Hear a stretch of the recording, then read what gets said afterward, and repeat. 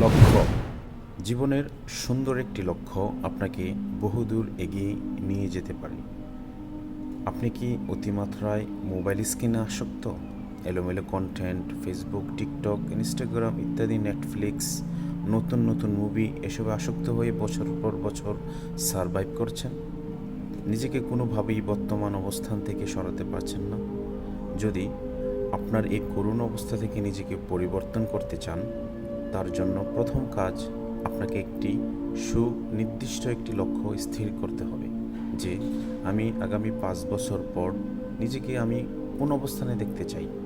ওই অনুযায়ী নিজেকে প্রস্তুত করুন।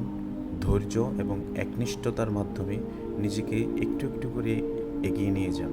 দেখবেন একসময় আপনি একজন সফল ব্যক্তি হিসেবে পরিণত হয়েছেন।